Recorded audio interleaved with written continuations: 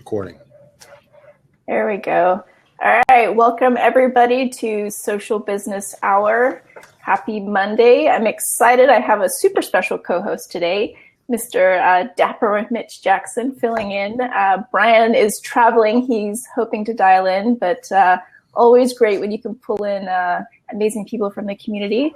And today we have Kyle Kittleson, who I'm actually not super familiar with. So Kyle, if you want to give your little intro and introduce yourself to the community. Yes, my name is Kyle Kittleson. There's Brian. I'm a periscoper and advocate for a peaceful online community. I have been fighting against cyberbullying for the last 2 years after I dealt with an experience that was very devastating with cyberbullying. And so I met Brian at Periscope Community Summit in New York earlier this year. And we've stayed in touch, and now I'm here. And I met Mitch as well. So we've all talked about bullying, and now I'm excited to talk about it again. And I actually offer some actionable tips besides ignore them and block them and be happy with yourself, because sometimes that's just not enough. Exactly. And before we get down to business, Mitch, do you want to give a little refresher to everybody for the first timers out there? Sure. My name is Mitch Jackson. I'm an attorney here in Southern California, but that's not why I'm on this show. I just love sharing 30 years of business tips, marketing, PR tips with my audience. And I was so impressed with listening to Kyle from the stage at Periscope New York that we've stayed in touch, and I support everything that he does. He's doing amazing things, and we're all here in this thing together, right? That is true. Absolutely. Exactly. So I've been sharing out the link from actually the panel from the Periscope Summit. So you guys did a great job of highlighting just the daily struggles of, frequent streamers. I stream, except for the show, infrequently.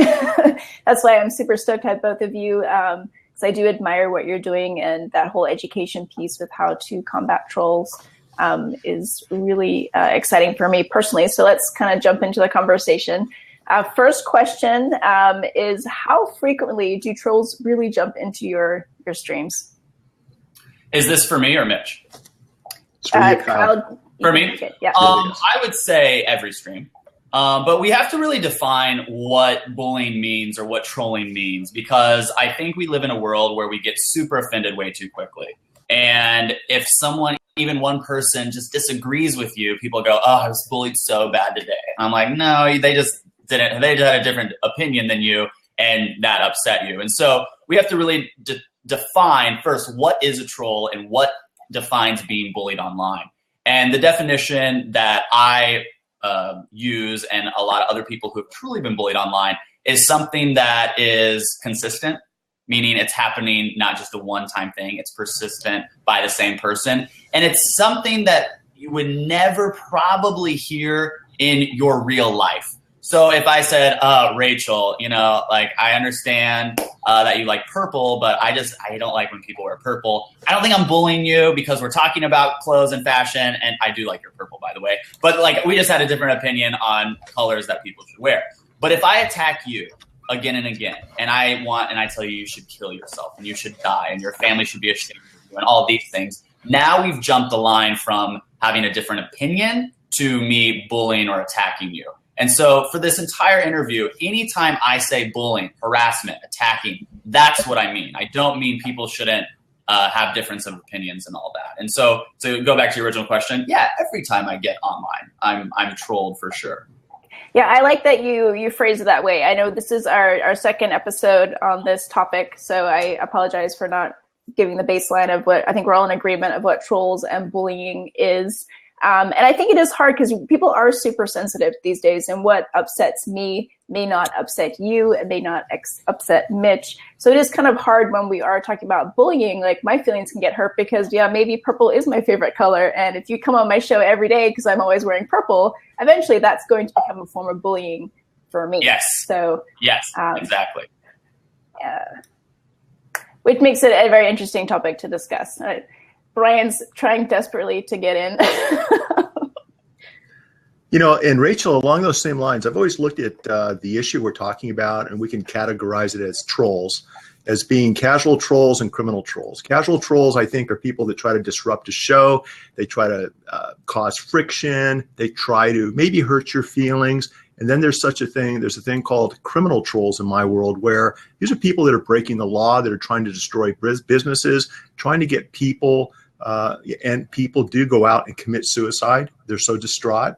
There was a show on with the LA cops last week where they interviewed the mother, Megan Meyer's mother, whose daughter committed suicide because she was being trolled on social media. Very sad story in the LA area. And so it kind of depends on who the subject matter is and who the victim is will dictate, maybe which category these people fall into.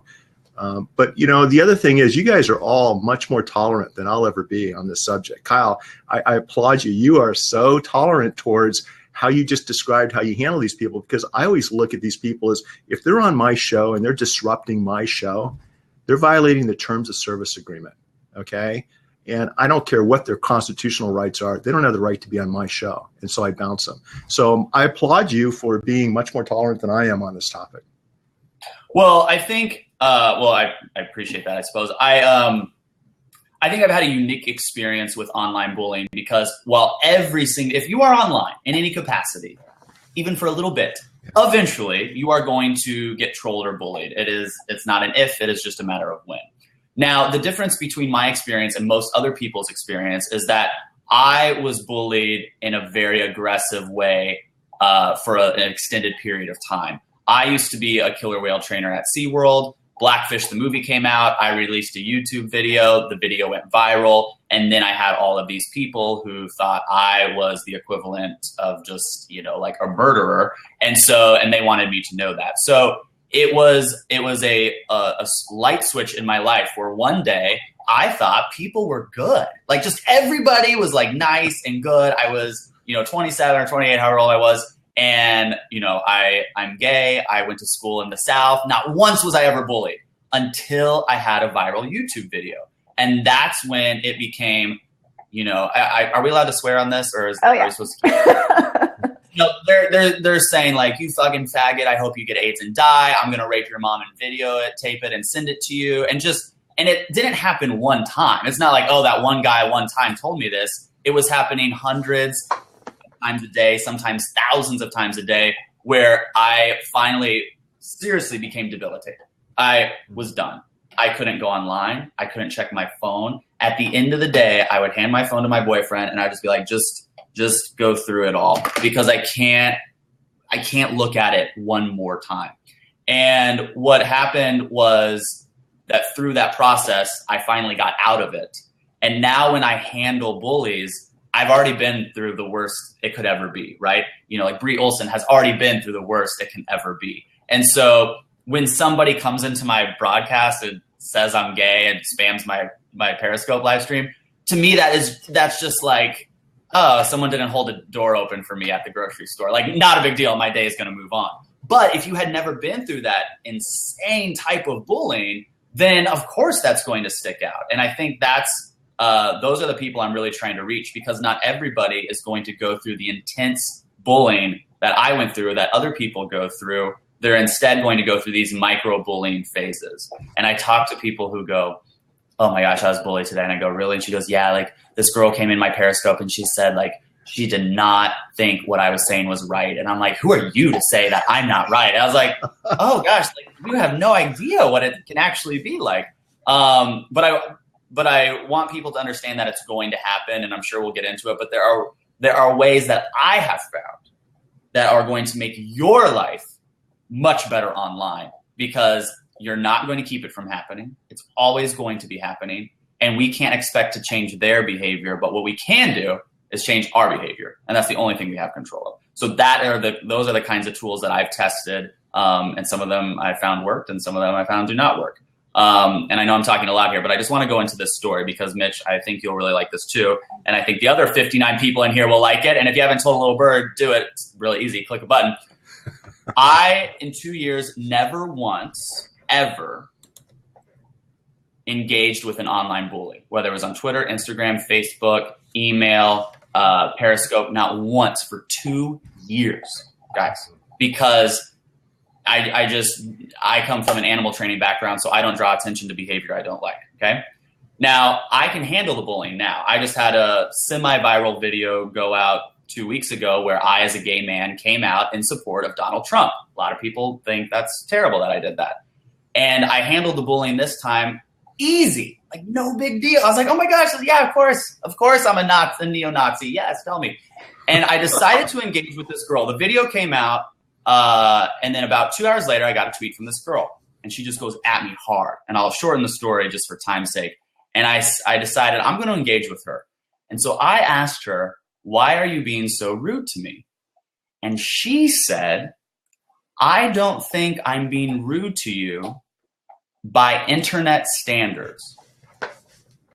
And it blew my freaking mind, because up until that point, I assumed that online bullies knew they were being rude, knew they were doing something they weren't supposed to do, and they were just doing it because I'm not there for them to say it in my face, because they would never say it to my face. Not one person in the world has told me I should get AIDS and die to my face, but it's happened online 3 times today. So that's what I thought. But in actuality, if she represents even a small portion of the online bullying community, there are now people out there who believe that you can act this way in real life, and it is completely acceptable to act differently online, where I could never say, Mitch, you are just a dun, dun, dun, dun, dun to his face at Periscope Summit, but I can get on Twitter and tell him those exact same things, because we have 2 different standards. And that tells me that they don't think what they're doing is wrong. And it almost, and I haven't fully processed this because it only happened like 2 weeks ago, but it almost makes me feel like, all right, how can I truly be angry at someone if they don't know better? Because I thought they did know better, but this woman proved that they don't know better. I would never get angry at a baby crying on an airplane. I might be frustrated by it. It might make my flight more difficult, but I'm not going to get up in the baby's face and be like, how could you cry, baby? Because the baby doesn't know. So when these bullies come after you, I think a lot of them just don't know. And I hope some people out there can kind of take solace in that and say, all right, yeah, I can use that. I can use that when I start to deal with these trolls. No, that is a sad reality, and I do hope that is a small percentage, but it does give us hope, though, because there's a quote like, what you allow will continue, or something like that, and that's kind of been, for me, like really powerful on social media, because I'm that person who, if I get a DM, I write back and I tell them, hey, that's a shitty message, like, here's what I would say. Like, I see where you're going, but you could phrase it this way. And it's the same with trolls in many ways. Like, if you take that second, like, okay, are they truly being malicious? Or are they just poorly educated? And I think you kind of have to make that judgment call and how you react. And I think it depends on the volume of hate you're getting, right? And the last 2 weeks, I've gotten so much. I'm not going to sit there and respond to every person. I have to feed my dog. Like, I don't have time to do that. But if it's an isolated incident, perhaps that's okay. My boyfriend was on air as a news anchor for 11 years. And he had a very different mentality than I did to handle bullying and trolls. He went after every single one of them. And he did that because he thought, no, people should not remain unchecked. They need to be checked. If this guy came up into a bar and he told me this, I would be like, no, you're wrong. And this is what I'm going to tell you. And so he acts the same way online. But again, those are less frequent. If you get 1,000 hate messages a day, are you really going to respond to all of them? Probably not. But if you get one every 2 weeks, maybe it's in your best interest to respond. Everyone has a different threshold.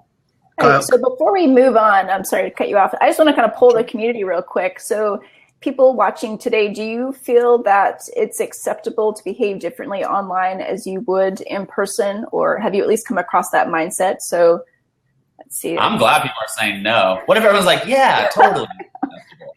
And be like, not my community.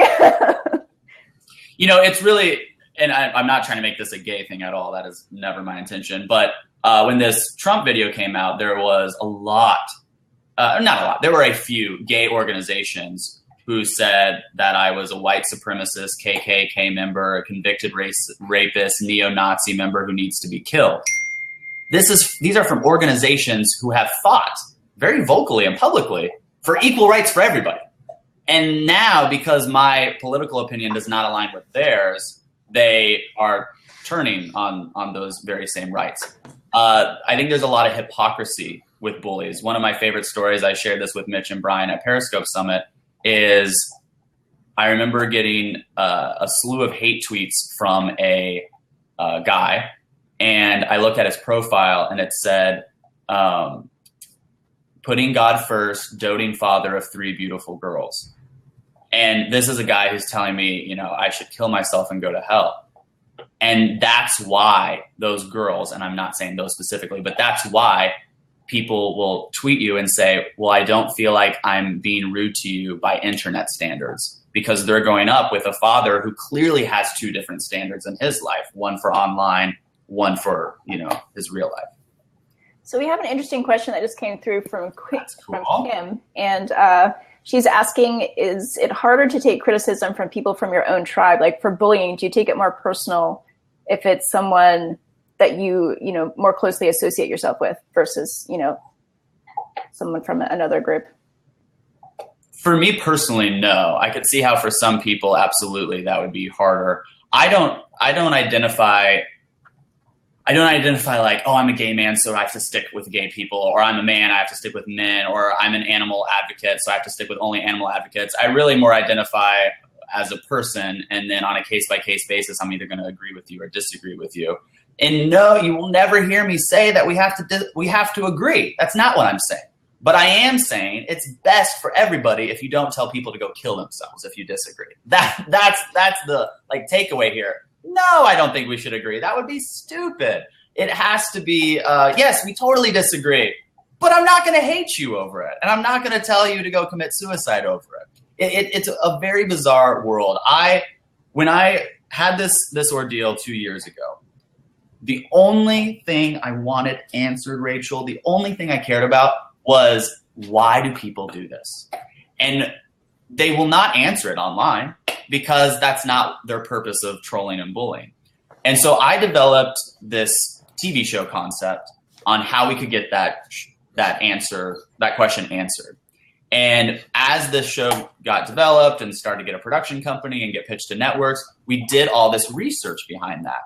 And Mitch alluded to it earlier, but 4,400 teens commit suicide every year from bullying. A large portion of those are online bullying. Mitch and I talked in New York. He's saying about 50% of the calls into his office. Do you care if I say this, Mitch? No, go ahead. It's fine. 50% of his calls into his office are bullying related, and about half of those are online bullies. So this is becoming not a problem, not like, oh, this happens, but you know, whatever. This is a full-blown, by definition, epidemic. And I think part of the reason that fuels this epidemic, you guys, if 4,400 people a year were dying from a disease, we would be all over it. But we're not, because it's not a disease. But part of the thing that fuels this epidemic is the fact that this is fueled, I think, a lot by addiction. I'm not an addiction specialist. I'm not a therapist, nothing like that. But when people do this because it feeds their own self something. It gives them back something themselves. It makes me feel good to call Mitch a something, something, something, something. And so if I can call Mitch that, I'm going to find somebody else to call that. And it goes and goes and goes. Kyle. Get in line. So when I had that YouTube video, I first had the comments off. So my Twitter bullying, my Instagram bullying, my Facebook bullying, my email bullying was through the roof. I turned the comments on the YouTube video, and all of a sudden, my bullying on the other social media platforms went way down.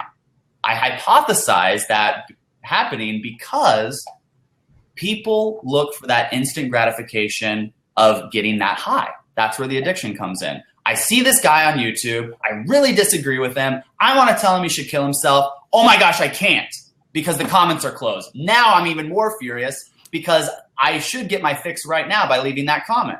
So I'm going to go find his personal email address. I don't even know how they get it, but I'm going to go find his personal email address and write 12 paragraphs on how he should kill himself because I need that high even more. I need that fix even more.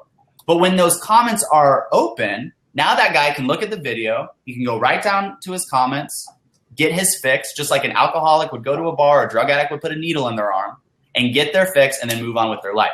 When I opened the comments on YouTube, my bullying on Twitter, Instagram, Facebook, all the other platforms went way down.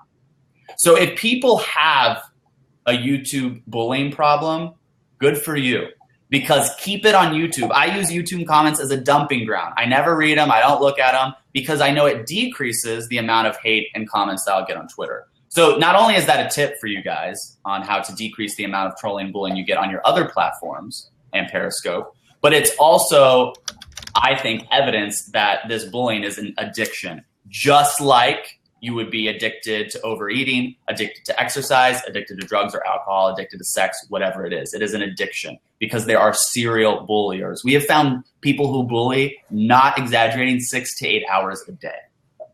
They get online and they get on YouTube, and for 6 to 8 hours, this is all for the show, they bully nonstop. And it doesn't have to be anything. It can be like a dog playing fetch and be like, that dog's so stupid. It's like you're bullying a dog now. Like it's just, they just want that addiction. It's a high for them. It doesn't mean anything. It's just a high. You know what's interesting? Behavior. You know what's interesting is, Kyle, what I found through my life, and I'm a little bit older than you are, a lot older than you are, is the apple doesn't fall far from the tree. And a lot of times I see young adults, young people, they kind of mimic what they see at home and what they hear at home, but they bring that bullying mentality onto social media platforms. One thing that really concerns me is over the last 2 years, you've developed a healthy way to deal with bullies, and you shared that with our audience. And I think what really bothers me is you've got a handle on this, you know how to deal with it, but these people that are bullying you, when they're not on your show, when they're not on your YouTube channel, they may be on somebody else's channel and somebody else's live stream who doesn't have they don't have the tools to deal with it as well as you are. And what bothers me is if we don't shut these guys and gals down to the best of our ability, they're going to hurt somebody else that doesn't know how to deal with the problem. And so, well, you're right, but the problem is that it is impossible for us to shut down online bullying. We could possibly curb it, but we're never going to get rid of it. So instead of attacking it from that way, instead of attacking it and saying, let's shut down the bullies, I attack it from, let's empower the people who are getting bullied. Because if everyone can deal with it, like I've learned to deal with it, now the bullies are irrelevant. They become this meaningless thing that we know happens, but it's not going to affect our lives. So the power is put within us. And another example I use, and this was such an aha moment to me when I first discovered it, is you obviously, everyone in this room, 109 of you, welcome, I love it, 109 of you, make sure you please click the little bird.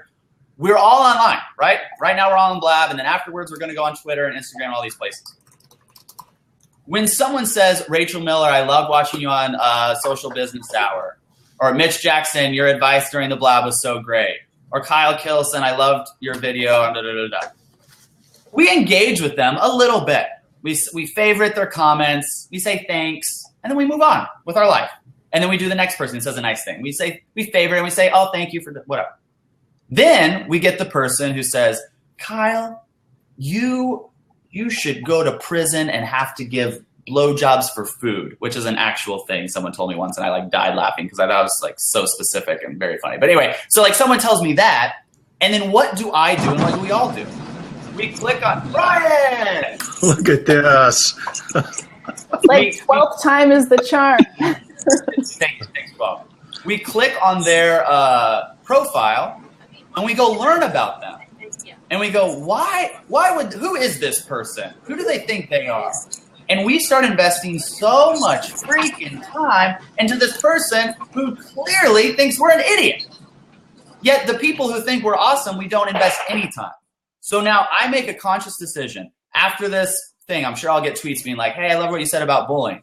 Those are the people that I'm going to favorite. I'm going to go on their profile. I'm going to learn their job. I'm going to learn where they live. I'm going to find them on Periscope because I want to know those people. And the person who goes, yeah, I did see your SeaWorld video and you are a whale torturer and you should go to hell for it. I'm not going to even put any attention on that. And if you change your behavior where it becomes habitual, then all of a sudden that online community that you're living in turns into a positive community. But if you are putting 90% of your effort into the 10% of the people who hate you and 10% of your effort into the 90% of the people who love you, then it's going to feel like your online community sucks. And I bet you guys who are watching this, you guys put all the majority of your effort into the people who bully you. I mean, we're doing a whole blab about it. We're not doing a blab about who are your best supporters and brand advocates. How do you develop like a supportive community? That's not what we're talking about. We're talking about the bullies. And why? Because it's the thing that gets us going. And it just really bothers, sorry, my dog's playing with the phone. It just really bothers us. And it's so different. And it just makes us cringe. And so we go all in on it. And that's not what we should be doing. What we need to be doing is going all in on the people who freaking love us. Like, I need to be going all in with Brian Fanzo, that he invited me to come do this. Like, what a great opportunity for me that he invited me to do this. So I need to go all in with Brian. I don't need to go all in with, Alex from Australia, who sent me 9 paragraphs this morning on how I'm like the dumbest guy in the whole world. I don't need to go all in on him. I can just ignore Alex. I need to go all in with Brian, right? This is what we do. If you were walking down the street and a crazy person bumped into you, you wouldn't go, hey, where do you live? What's your job? How many Twitter followers do you have? Kyle, You'd just be like, Kyle, yeah, that's a great person. What we need to do is we need to have a blab on how to bottle your enthusiasm. That's the blab I want to see, because I want some of this. I love that we're being actionable. So on that line, let's move to question 2, because it's along the same thread. What is the most difficult thing about handling trolls online? And I know for me, just with Blab, it's my facial expressions. Like, I see the comments and it's hard for me to like pretend I don't see it. And it kind of throws me off my game, particularly if I'm speaking at the same time. So what are your tips, Kyle, for how to effectively kind of ignore or shut down a troll while still kind of maintaining composure and, keeping the stream going? It's very simple. I'll do it with you right now. Rachel, why does it bother you when you see a mean comment in your Periscope broadcast? I think it catches me off guard because you're not expecting it. You're in a safe place. This is your community. So when you see something negative, you're like, wait, what? So for you, it's the surprise of the comment. Yeah. It's not the actual comment. Yeah, usually it's because it's typically off topic, or it's just directing, at me personally about something. And you just, I don't know, for me, it's a little jarring. But again, like I haven't had the same experiences. So for me, I probably get rattled by something that you would be like, whatever. Of course. And that is important to note. But I asked that question because that is the question we need to ask ourselves. Why do I get upset when someone comes into my broadcast and says that thing? Why do I make that facial expression when someone comes into my broadcast and does that? For you, Rachel, it's the surprise. It's based on what you told me, if you're being honest. It's the like, oh my gosh, I didn't see that. That's so jarring, because we're not talking about, me. We're talking about whatever. So if that's the reason, then we can identify the reason. And what you said has nothing to do with the person. It just has to do with the surprise of the comment. Right. So if it has nothing to do with the person, then that person effectively weighs 0. They don't have good power. They don't have bad power. They're a 0. You never even mentioned them when you told me that. What you did mention was the surprise of it. Now, how you get over the surprise of it is don't let it be a surprise anymore. You know it's going to happen. No, normally I'd say, like, don't expect bad things to happen. But I would say let's be realistic. And if this is what's happening to you when you do a broadcast on Periscope later today, and that person comes in and goes, what does this bitch know what she's talking about? You can be like, I'm surprised that person said that, but I knew it was going to happen. And now over time, you're going to create a habit within yourself to deal with that appropriately. But it will take time, just like anything, right? If every morning I was like, wake up and do 10 crunches, you'd be like, oh my God, okay. But over 3 weeks, eventually you just wake up and do your 10 crunches immediately. It's the same thing with this. But isn't that so sad? It kind of leads into like the broader topic of just violence on television, how we're so numb to it. And now I have to expect that when I'm on a show that the goal is to educate people on best practices for social business, I have to be prepared and just accepting that people are going to come on and say mean things. I mean, as a society, you don't have to accept it, but you do have to be prepared for it. But you don't have to accept it. You have to be prepared. You don't have to You don't have to go, oh, well, this is just how life is. You do have to say, when this happens, I'm making the decision to not be shocked by it. Now, somebody else might say, for me, it really does hurt my feelings because that was mine. It really did get to me. I mean, you guys, I cried over getting bullied online by people I didn't know. I was in for about a month. I would not leave my house because people were saying, like, today's your last day. We're going to find you. I had people go, how was your lunch at so-and-so? I'm like, how do you even know I was having lunch there? I was just like, this is overwhelming. I'm done. I was debilitated with it. And for me, it was the hurt. I let other people hurt me by the words they were saying. And I called my friend, who is a very successful actress and has way more fame than any of us here. And I was like, how do you deal with that? And she goes, Kyle, just by you asking that question, you put value on them. And I said, what do you mean? And she goes, you put weight on those comments. You give them weight. But you have to understand that it's not like that they don't weigh a little or that they're just a little like people. They weigh nothing. They're not even a thing. They're not even a thing. And I was broadcasting on my Periscope account, giving tips on cyberbullying. And the one tip I said was, these people who you don't know and they don't know you are saying something about you. But if you don't know them and they don't know you, then how does that thing that they say about you hold any weight? If my dad told me I should get AIDS and die, I'd be like, what? This is devastating, because I know him and he knows me. But if I don't know you and you don't know me and you still say something bad, how logically could I put any weight on that? That is a meaningless thing from a person it's just, at the end of the day, they're just words on the screen. It doesn't mean that they don't hurt sometimes. It doesn't mean that it's terrible. It's not terrible. But what it does mean is that we can look at this logically and for what it actually is, and then use that to our advantage to handle it. Does that make sense? Well, it doesn't. Going back to your, homeless person or person on the street analogy, you don't really take it personal when someone just yells at you when you're walking down the street. So I guess in that context, it's the same. Someone's just yelling at you from a street corner. So, right. And I think it makes a lot of sense. It's everybody deals with situations in their own unique ways. And Kyle, what you've explained is the way you're dealing with the situation. And it's more real to you than it's ever been to me. I haven't experienced anything close to what you're dealing with. I will tell you, once you've got a handle on how you deal with the situation, and you have, okay, you're handling it, you're dealing with it. I actually think there is another step, at least for me. My step is I've learned how to deal with it. Now my personality is I'm going to take them down. And I know you're telling me you can't take them down. And I get that. I get all that.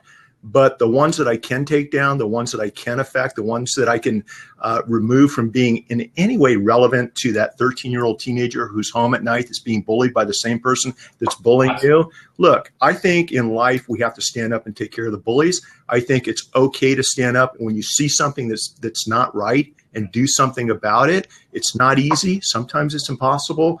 But the way I'm raising my kids is if you see something wrong, I don't care what the rules are. I don't care. Zero tolerance in schools. I don't care if you don't think you can do something about it. Damn it, stand up and do something about it. So, well, Mitch, I do agree with you, and hi, Frankie. I do think that we do need to take a stand, and especially it's hard. It's hard, especially men on Periscope.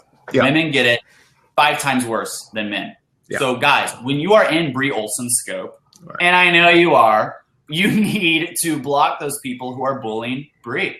You need to, just because it's not happening to you doesn't mean you shouldn't participate. I block people all day long. My Closet Confession show on Thursday is my biggest show on Periscope. And I tell everybody, I go, if you break any of these rules, I'm blocking you, and the 240 other people in this room are blocking you. You're going to get blocked. I don't mean roll over and be like, oh, if I don't see it, it's not happening.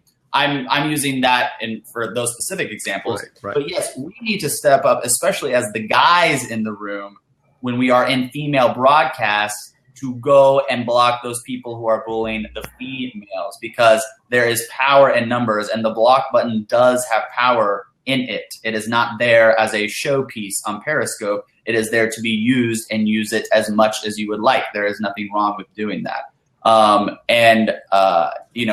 If I saw a kid getting beat up at school, I would go defend them immediately. Yeah. So, and I, unlike some people, behave online exactly how I behave in the real world. So I'm not going to not stand up for somebody because it's not affecting me. I'm going to go all in for sure.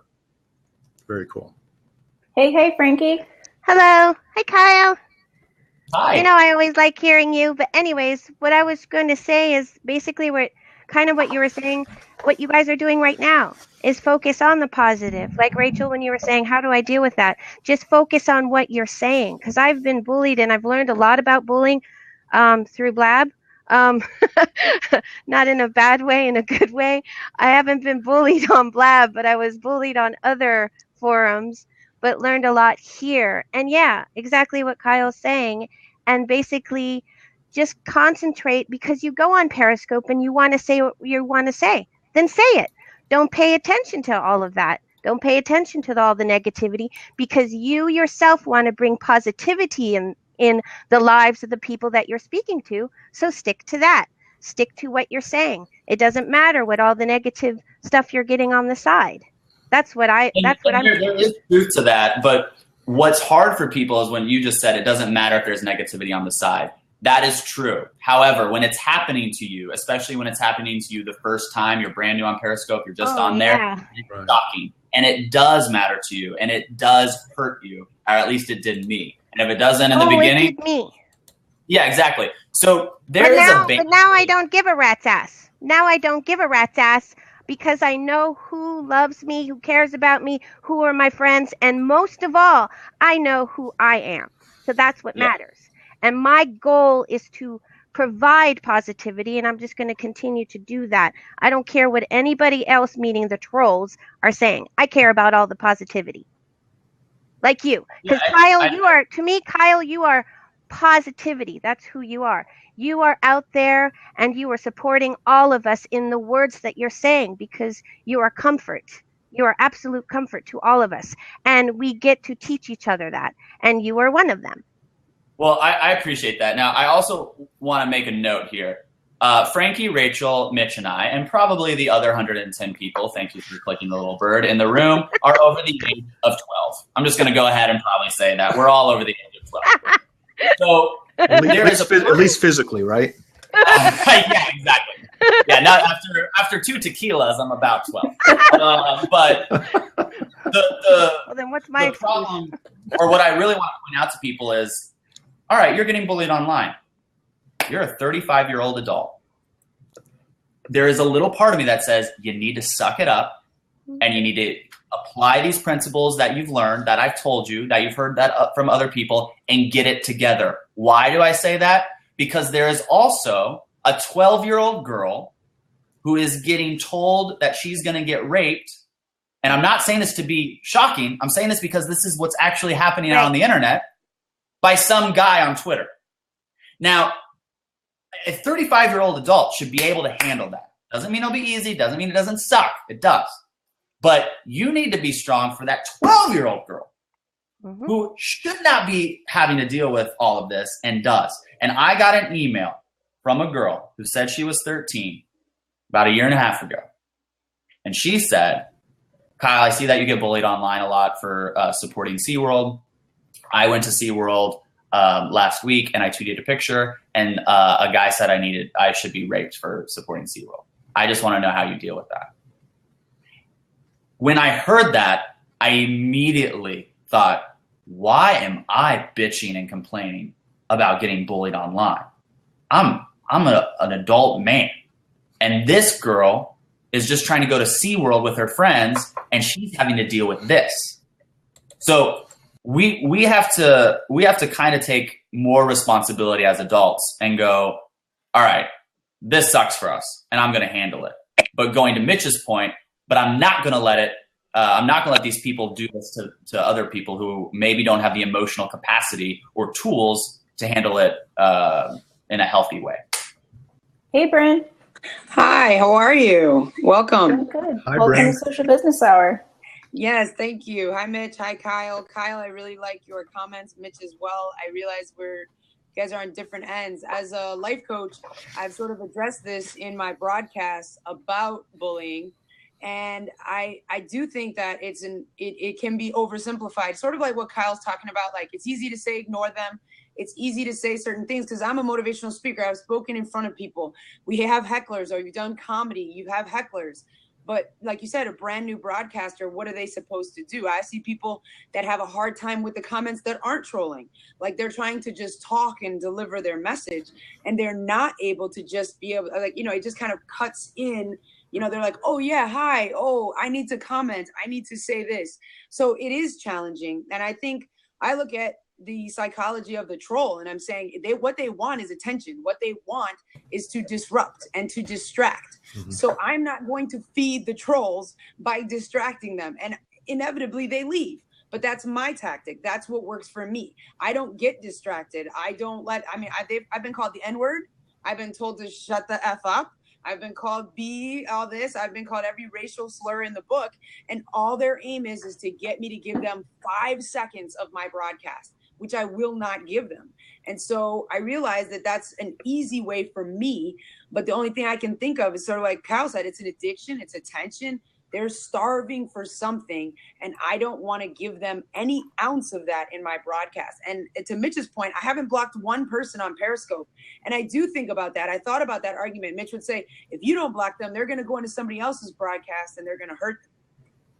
But I say to myself, okay, yeah, I can block them, but I'll be blocking for the rest of my life. Because every day, for every new broadcaster, there's a new troll discovering that they can go and hurt people with words. And so I think, just like what Kyle was saying to Rachel, and I'm not trying to take up too much time, I just want to say this, to what Kyle was saying to Rachel, it is the value you place on those words. It isn't the words themselves. And yes, like Mitch said, not everybody's equipped. Not everybody can turn away from that, because what it is if I don't like myself and then I broadcast and somebody calls me a piece of crap, and then I'm like, oh my God, you know what I mean? It's true. That hurts. And I understand that. And so for that reason, I would say always broadcast with a buddy. Have a broadcast buddy. Like Kyle said, have a team around you that is going to protect you as the broadcaster. Never go it alone. And, invite somebody in with you that helps you deal with that negativity.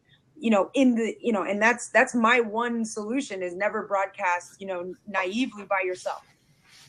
And my background is in animal training, and so we always joke that there's 400 ways to train the same animal, the same behavior, and not one way is better than the other. And the same is with dealing with online bullies. My way isn't better or worse than Mitch's, and it's not better or worse than Bryn's. It's what works for us, and it's what makes us be able to view the live streaming process as a positive. However, as an animal trainer, I do work solely in the space of behavior. And we know through science, operant conditioning and positive reinforcement, that when we draw attention to any behavior, we see more of it.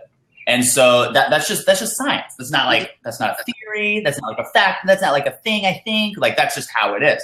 And so there is a lot of value for me and for when people deal with their bullies to not draw that extra attention. Even the block, you guys, is a form of attention. I have blocked many people, for example, on Twitter, and then they screenshot saying Kyle Kittleson blocked me, and then they go all off with that. Every little intention, even the block, can be a form of reinforcement for that bully. However, there are times where you just got to use the block, and there are times where you can just ignore. And for Mitch, there are times where you got to open up and say, now listen, here's where you're off, and here's where you need to shut up because I'm about to shut you down. So there's no wrong way to do it. You just have to be aware of all of your options. So for the people watching who perhaps haven't live streamed before, or who are considering it, or don't have a team to pull in when they're doing their first few scopes, what are some short-term coping mechanisms? Because it seems like time is the biggest advantage. Like, time is going to help you learn to deal with this. But how do you encourage people to keep streaming when they're having to deal with this kind of emotional stress? You've got to ask yourself, guys. You've got to ask yourself, why does it bother me? If you can't answer that, then you're screwed. You are screwed. Why does it bother you, Bryn, when someone calls you the B word? Why? Yeah. You've got to be able to answer that. I'm not saying you got to answer. I'm like, no, I know. In your private time. Like, I've got to know, why did it bother me when people told me this, this, and this? What happens is when you start to answer those questions and say, and I asked Kyle, why does it bother me when that guy told me to go kill myself? Well, because he doesn't know what he's talking about, and he's not even addressing the real reason that I made that video, and he's just speaking out of turn. And I go, okay, well, why does that bother me? You will get to the root. And the root is something along the lines of, well, it's really I'm putting weight on people that don't matter. It will always lead that way. Now, I just can't tell you that. You got to go do it yourself. You got to go ask yourself, just drive in your car, ask yourself that question. And so then, Rachel, answering your question, when you're on Periscope and that person pops up and tells you you're an idiot, you're going to probably at first have that reaction of, oh, I'm pissed, or I'm sad, or I hate this person. And then you'll go, but why do I feel that way?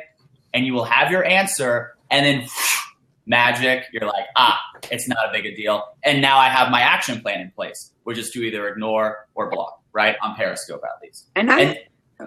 Sorry. I'm so sorry, Kyle. No, if you're going to, I was just saying, if you're involved in athletics, part of athletics is working out, getting sore, getting sweaty, getting dirty, smelling. If you're into acting, it's putting the time in learning the script. It's putting the time in making mistakes. It's getting laughed at. It's getting ridiculed. All of that's part of the end goal. If you're going to live stream, unfortunately, and Kyle, actually, we agree on everything. I'm just taking it one more step after the fact. But if you're going to live stream, part of live streaming is all of that. It is the trolls. And so you just have to deal with it. You just have to. Chocolate Johnny just said, it's because we all want to be loved and not rejected. Yeah. But I'm going to, and hi, Chocolate Johnny, I'm going to take that on another level because, of course, we don't want to be rejected. And, of course, we want to be loved. But not everybody's going to love you. And I'm sorry. And the people who are rejecting you aren't people that you need love from anyway.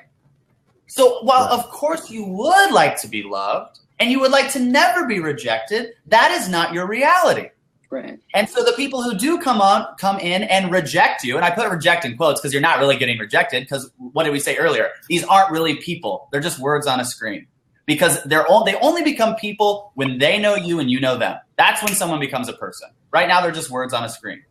And so you can't possibly be rejected by words on a screen. That's impossible. Okay? So you've got to get back into yourself. You got to really get back in yourself and ask those questions. Why does it bother me? Answer those questions, and your entire online experience is going to change. Yeah, one thing I wanted to say to speak to Kyle's point, which I think is really great, in the event that you haven't done that work yet and you haven't deconstructed why these words bother you, why these people, and I agree with Mitch, it's the weight room, guys. If you're going to do public speaking, if you're trying to go to notoriety and you want big fame coming from all the things that you're putting your energy into as a business owner, as a podcaster, as a blabber, as a live streamer, then you're going to have to expect this, because if you think you get it bad, think about Beyonce, think about all those other people that get it 10 times worse than you do. But the other thing is, I did a scope about this the other day, and it was like, well, if you can't worry about that, and kind of speak to Kyle's point and what Frankie was saying earlier, who are you serving? Who are you serving with your content? If you can remember that, what's your primary message? What are you really trying to communicate and get across? Then it doesn't matter about them. Why give them the attention away to take away from your content? If you think what you're offering is valuable, you're speaking to some 12-year-old girl, you're speaking to a housewife in Iowa, you're changing the life of a man that hasn't ever had confidence, then don't give that troll the satisfaction of taking away from that moment, because that will help as well. So while you're working on yourself and figuring out why this bothers you so much, lean into your service, what you offer, because I'm all about the positivity. I've had nothing but a positive experience on Periscope, and I get trolls in the beginning of my broadcast, but I have never had a troll stay to the end. Now, realize that's my experience. I realize that's not everybody's, but because I don't feed them, they go feed elsewhere. And so. But the other thing is, I have seen Periscopers start and go for an hour and a half on Periscope discussing one troll or bully. Wow. They got trolled and that pissed them off so bad And they're like, and can you believe that guy's like, rah, rah, rah, and this is their name, and go block them. They're hyped up. Yesterday, it was one of my first, like the people who follow me on Periscope are the Kittle fan members. And they, one of the first like guys who supported me, Jay Clark, it was his birthday. So I did an entire scope for his birthday, right? Because that's the direction I want to go. I don't want to do an hour and a half for a guy who called me a faggot. I want to do an hour and a half for my friend, my follower who has a birthday today, right? And that's about where you put in all this attention. No, I love that. That's it's that mindset shift, I think. I've seen those scopes where people it goes from being educational to a pure rant on some poor no name. Right. Someone with nobody wants to watch that. Yeah. Oh yeah, Dave. Welcome back, Dave. You're becoming a regular. All right, sorry, I was trying to get the laptop going, but I am here on my phone, so we'll make this work. Cool. We're not getting any feedback, right? We're good? Nope, Sounds good. Excellent. So the point I want to make most clearly is you block the people because you don't want them in your community. I don't want them to watch. Like if I'm giving off some good information and I want to make it a safe environment for women particularly, then I really don't want the typical guy troll to be on there having his way. You know, I'm trying to make a safe, smooth community where people are all together. So that's why my major reason to block people is. I think that's a good reason. I mean, I block people all the time. Brian in the comments said that he blocks 50 people a day in other people's broadcasts just to, support the cause. I'm very, very pro-blocking. I'm especially pro-blocking if people are threatening physical violence to me or anybody else, like when it gets to that level. And it is your scope, so you should do whatever you want. If you want to block everybody, like go for it. It's your scope. Do whatever you want. But the thing that you said in the beginning, which really stuck out, is I don't want to give them good information. To me, that's a little more vengeful of like, well, I don't want you to have this good information because you're being a bully. And while that is like maybe very true, the thought that you had, the second thought is where the real value is, which is I want a great experience for the people who are here for the good information. And that's where I think you start to have even when I just said that, like the first thing I said, I felt gross saying it. Like, oh, you don't deserve this because you're a bully. But then the second thing I said, which I'm just repeating you, Dave, which is these people, I want to have a good environment for the people who are here, so I'm going to block. That made me feel better. And so always taking that opportunity to look at the value you can give rather than any type of vengeance or whatever is going to, at least for me, make my online experience much better. Does that make sense? Did I explain that well? Yeah, you did. Yeah, I can't wait till on Periscope or Meerkat where people are automatically booted for certain words. I feel like as the person live streaming, you should be able, perhaps in your settings, to put in certain keywords or hashtags, or if they're said, that person is automatically booted, and it saves everybody some time because that's then you're helping create the experience that you want for the people watching your show. Yeah, and I like that idea. What would scare me is if Periscope, and it's Periscope's company, they can do whatever they want, but if they said anybody who uses these words get booted, because then it starts to go, well, where is the line of everyone's right to say whatever they want? Well, no, because again, like what is a cool word for, I always use that, like a skate company analogy versus like a baby boutique, very different. But I can understand why if you're retailing baby shoes, you perhaps don't want those certain words used.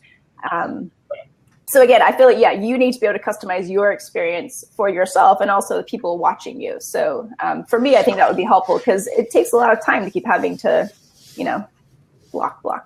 You guys want to know an interesting concept using crowdsourcing that I've talked to a couple other lawyers about is for Kyle to get my firm involved and to actually go out, identify the IP address, get investigators to find the troll. And you can do this if they're in the United States. It's doable. File a lawsuit, go after him, shut him down. It can be done, but it's very, very expensive to do, and it's time consuming. It's not realistic. We're talking about getting maybe 1,000 lawyers across the country and breaking that process down into 5-minute increments. okay, from start to finish. And each lawyer specializes in 1 5-minute increment, so that when there's a troll problem, you put that issue into the crowdsourcing platform. Each lawyer that's very good at what they do spends about 5 or 10 minutes on each aspect of the process. It works its way automatically through from start to finish until that troll is either sued, litigated, or put into jail or prosecuted criminally. And there's a way to do that now with crowdsourcing. We're probably a few years out, but it's something that we've been talking about. I haven't talked about it publicly. It's not something I'm going to trademark or copyright or anything, but I think there's power in future technology to help remedy to a large extent many of the issues we're experiencing today. And I think part of the issue is keeping our young adults alive, keeping them healthy, physically, emotionally, mentally, so that when this technology does eventually arrive, and it will, everyone's going to be around to enjoy it. And I don't know, we'll see what happens. So if anybody's listening and you have experience in this type of technology, reach out to me, because it is something we're playing around with. Well, and Mitch, for this cyberbullying show that I created last year, where in the show, the basic show concept is that we take online bullies and put them face to face with their victims. And so if anyone has an in at any other networks, message me. But you mean face to face for this reason? Yes. Or face to face to talk? No, face to face to talk it out. You're a much nicer guy than I am. Off of the keyboard and into actual words. But in our research, next year, the amount of calls that will come into, no, not calls, the amount of people that will be put in jail from cyberbullying and harassment is expected to go up 500%.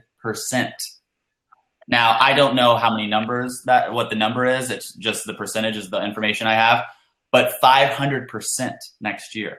This thing is an epidemic now. It has no signs of slowing down. And that's why I urge people not to just focus on decreasing the trolling and bullying that they have the power to control, but rather focus on how they cannot be negatively affected by bullying and trolling, because that is something you have complete control over. But I can't help it. I can't make sure that no one goes and bullies Rachel, Dave, or Mitch. Can't do it. But I can make sure that anyone who bullies me doesn't put me in a debilitating state. That is an awesome way to close the show. Thank you guys so much, Mitch and Kyle, your insights. I've taken a lot of notes, and Kyle, your comments about just not taking it personal really hit home for me. So I greatly appreciate that. I need to jump for a business call, but our community manager, Kristen, is going to pop on. So if anybody else has questions from the community, and if Mitch and Kyle, if you guys have time, I'm happy to keep this open for another 10, 15 minutes. But again, thank you so much. Everybody have a great week. Thank you, Thanks Rachel. for having me. Bye, Rachel. Appreciate it. She's awesome, isn't she? Yeah, it's interesting, Kyle. It's as much as, we actually see eye to eye on all these issues, and it doesn't bother me at all. I haven't been through what you're going through, and it doesn't. What bothers me is somebody coming in and interrupting one of my shows. I think that's just so self-serving, and it's just self-absorbed on somebody. And like you said, it's not anybody. It's not a person. It's a non-factor in life. And but having said all that, I still want to hold them accountable if I can, and I'm hoping in a couple of years we'll be able to. Well, I think there have been some grants I forget which university, but it's basically to track online hate speech on Twitter. And what they're hoping to do is start tracking people before it gets too aggressive and it goes offline. Because while people are committing suicide from being bullied online, and that is very devastating, what we're seeing now is a higher trend of it moving offline. I don't think Bree would mind if I shared this. It's public information. Bree had someone show up at her house with a gun, and it started cyberbullying online. And so this is I think, sometimes I get a lot of thoughts in my head and then I want to spiel. But I think what people don't understand is that this isn't a problem. Stop calling it a problem. What's a problem is when you made a reservation at 5 and they lost it. That's a problem, okay? This is a full-blown epidemic. This is something that is killing people, and this is something that right now is projected to only get worse and worse and worse by percentages we can't even imagine. And so when people are dying and killing themselves, and this threat of physical violence is moving from online to offline, we can't just sit here and do blabs about it. It's not enough, okay? And one thing that I hate, and if Brian's still in the room, you and I have talked about this, I hate when people say their goal is to bring awareness to something. That is the lamest, dumbest thing ever. Awareness is a waste of time. If I'm getting punched in the face over and over again and I'm aware of it, I still am getting punched in the face. It needs to be awareness with a call to action. There needs to be a call to action. There has to be something you can do other than just lip service, right? Yes. And so the action might be ducking or the action might be punching back. But anyway, stop getting punched in the face. So with that in mind, do you have a call to action? Yeah, so I better if I was like, let's hear it. It's the stuff that we've been talking about this whole show. But the biggest things you guys can do is these two things. The first one is determine why it's affecting you. Determine why that is. Because if you can have an amazing experience online 95% of the time, then you are going to be putting more greatness out there, and you're going to be putting more positivity out on all these social media platforms. And because of that, and because you don't acknowledge the bullies and reinforce them, you are going to slowly but very consistently and surely create a space that is void of online bullying. And when it does happen, you aren't going to be the person who has to go see a psychologist about it. And you're not going to be the person who is, suicidal because of it. That is perhaps most important. The second thing you have to do, and this is where Mitch and I definitely strongly agree, is you have to be an advocate for other people who are getting bullied. Absolutely. When you are let's just talk about Periscope, because this is the title of this is dealing with trolls and live stream, even though YouTube and Twitter has got it way worse than Periscope. You have to go be an advocate for other people. So when Dave is in his scope and somebody's telling Dave you can't just watch.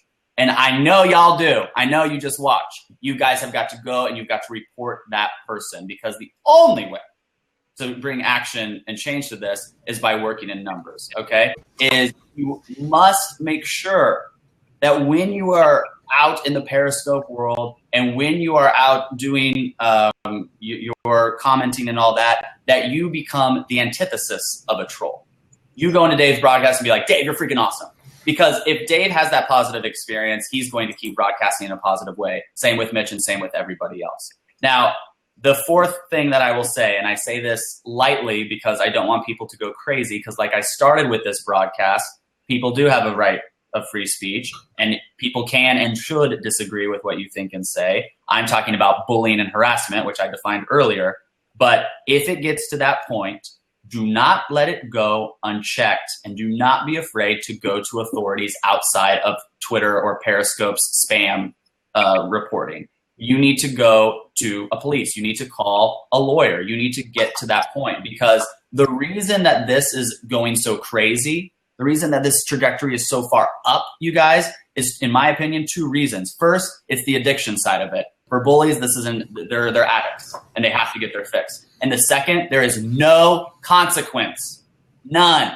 The reason I want to do this show is because I truly think, I'm not doing the show to make money. If the network's listening to this, you can just pay for my lunch. I'm not trying to do the show to make money. I'm trying to do this because we have to bring accountability to these people who behave this way. And just for example, To Catch a Predator did more to curb the sexual attacks on underage boys and girls on the internet than any other FBI-sanctioned tactic. Okay, they curbed it more. A television show. This show that I've created, I believe, will curb cyberbullying more than any other tactic that we have at our disposal.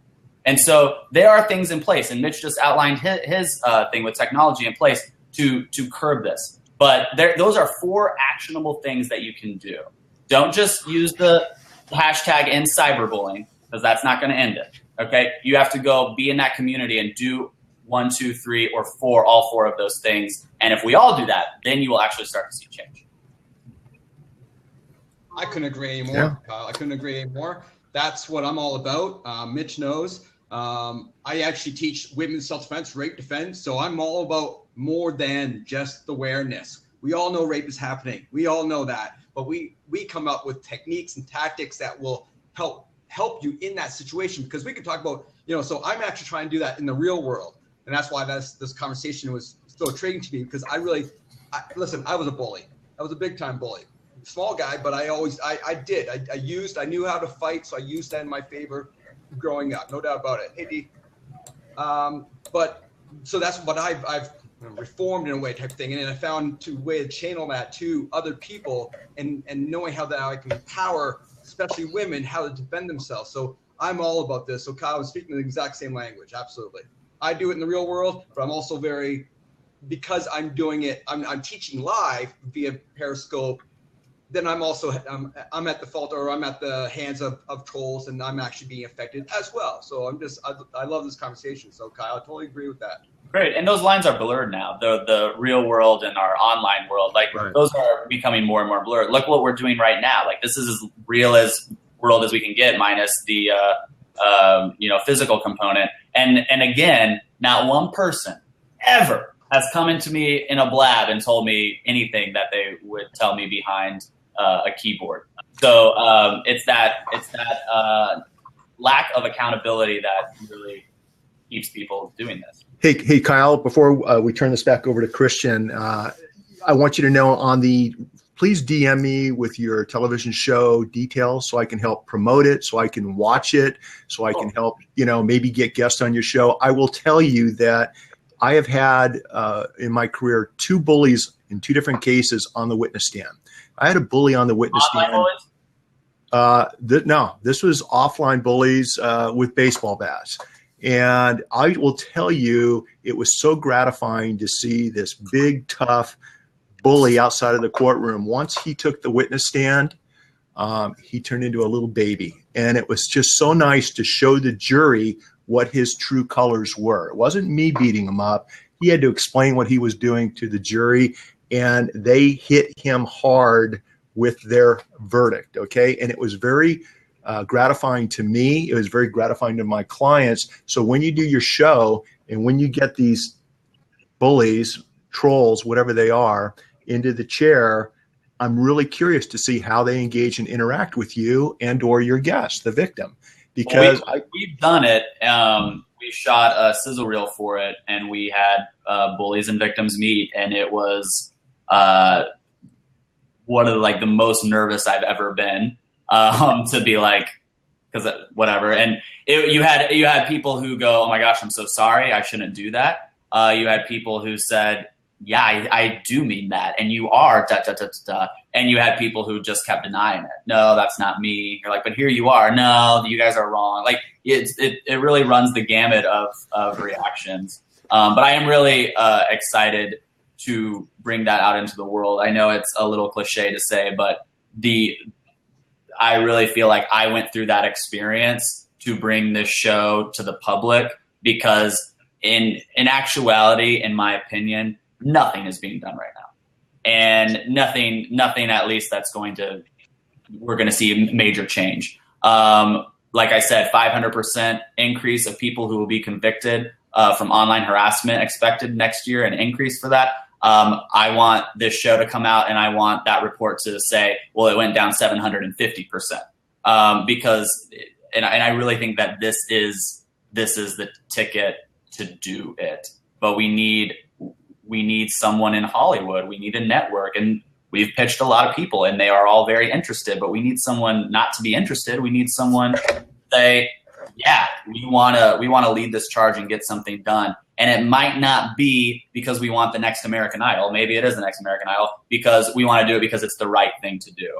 And that's why I took out a loan to get this thing made. I drew all the money I had left in my savings from selling my company. I took that out to get this thing made. To me, this isn't about I hope I can be on TV. To me, this is about, no, people are killing themselves, and I need to do something more than just tweet about it. So I appreciate it, and I will DM you, and hopefully when the time comes, we can collaborate on it. Good luck with Thank you everything. so much, Kyle. You've been amazing today. Thanks for having me. This was so exciting. I love it. I'm going to be getting a lot more into your business and what you're doing. Okay. We really appreciate it. Mitch, do you have any final thoughts? No, I think Kyle said it best just then and there. Thank you, Kyle. It's great hearing your story, and it's great seeing you again. Thanks, guys. Thank you guys.